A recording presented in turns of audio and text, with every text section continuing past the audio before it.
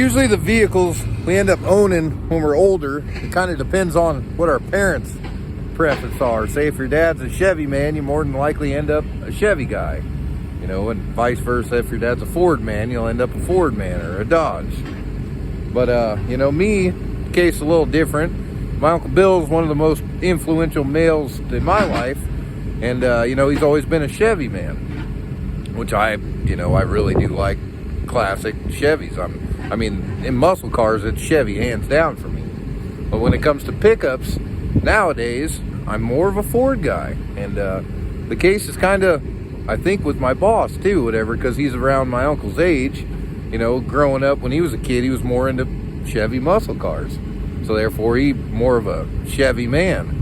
But, you know, the Dodges, they had the solid axle, and then they had the coil springs from 96 up, or 93 up, I think it was. And so once he could actually afford a nice pickup for a crummy, whatever, he did choose Dodges. And around 2005, Fords actually went to a coil setup. So he happened to have a Dodge at the time. And, you know, the Dodges, they just freaking fall apart. And, you know, all the pickups he was buying used, those 6-liters, he bought 3 or 4 of them, and he had really good luck with those 6-liters. You know, they just rode freaking rough. Well, in 2005, they actually put coils in the front of these Fords, and these Fords just hold up so freaking good.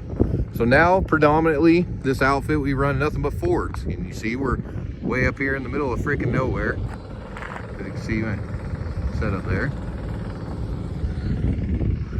And this one's mine as of now, whatever. I just recently got it. I'll end up doing a video on it itself. It's a 2015. This one here is a 2016. This is kind of what I'm gonna base this video on. Just a base model Ford. It's got a 6.7 liter 2016. So it's got 440 horsepower, 860 pounds of torque. And I think the tow rating on it's a 31.8. Somewhere around there, right under 32,000. And this is just a base model, plain Jane pickup, but it is just a freaking hands down good rig. You see, it's got the roll up and down windows and no fancy stereo or anything like that. And this is a crummy, you know. So I mean, there's 4 guys that ride in this thing. From Coos Bay to clear up here, we're up Lobster Creek, which is it's around 60 miles from Coos Bay. So this truck does about 120 miles a day. And it's got 170,000 miles on it. It's been a great freaking pickup for old Bert. And at the time, in 2015, when my boss bought this one for his personal rig, the Chevys, they actually were putting out 395 horsepower.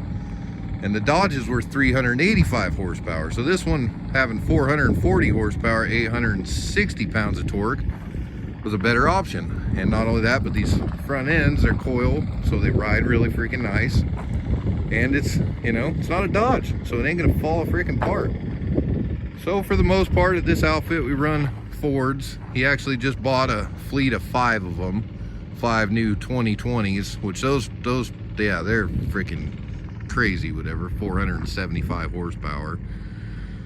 But these two are, this one's mine and that one's Bert's there. Figured to bust out a quick little video, guys, show you guys our freaking crummies, and just pretty much tell you, if you're up here beating around in these woods, stuff like this, you know, you're gonna want a Ford pickup. Those Chevys, they ride freaking nice and more or less whatever, more of a highway pickup. You know, if you're hauling light loads up and down the highway, whatever, sure, a Chevy rides freaking phenomenal. But I mean, Ford's just got them freaking beat. They got more horsepower, more torque, just hold up better. It's just an all around better freaking product.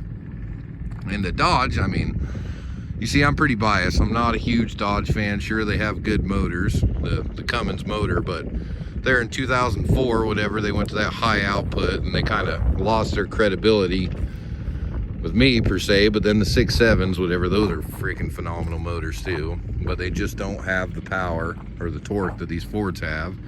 And the front ends, you gotta constantly freaking rebuild them. But this one here, I think just base plain Jane, roll up and down windows. I think he was 50 54,000 into it. And I mean, it's a great freaking pickup. Sure, birdies plowed a deer, so they had to put a new front end on it. Still got the beat up bumper. And this one here, it's the fancy pants, which I'll end up doing its own video, whatever. But this one here, it's got all the gooch stuff, you know, which is pretty freaking sweet. Pretty freaking sweet. Feeling pretty good about having that old girl. But I just got her Friday, which I had the gas 6.2. And then this one was at the shop, so it was just empty, so I decided to hop in it. Well, not really decided, I kind of had to press a little bit, whatever, and get my hands on her. But yeah, the boss, yeah, seeing that it was just sitting there, whatever, it does get better fuel mileage, and that's 6.2, and has more deluxe stuff, so he let me take her. Pretty freaking sweet rig. This is actually his old crummy, whatever. He bought a new 2020 along with the rest of the fleet. But all right, so yeah, if you're looking for a good solid workhorse, these freaking Fords with this 6.7 are freaking great motors. I hear from 2011 to 14 are a little more problematic with the turbo, and they don't have as much horsepower. I think they're at 400 horse. I think a little bit low, but I think the Ford dealership did some program where you come in and they'll boost you up to 400 somehow. But they went to a single turbo in these 2015s instead of it was a dual, or a single exhaust dual intake turbo, kind of turbine type deal, whatever, before 2015. I hear those are kind of problematic. But yeah, so you're buying a pickup, buy a Ford. Good stuff. Great freaking rig. So nowadays I'm pretty much sold as a Ford man. Even though I do like, every time I drive my Uncle Bill's GMC, he's got whatever, it makes me want to go out and buy one. But if I was to buy a truck to actually do work, pull loads, still be able to beat around in the hills without constant maintenance, whatever, I'd go ahead and buy one of these. So make your own choice. I'm sure everyone has got their own preference, but this right here is my preference of a good work truck. All right. Thank you very much. Stay beautiful. All right. I wonder what they got going on out there. Better get my butt back to work.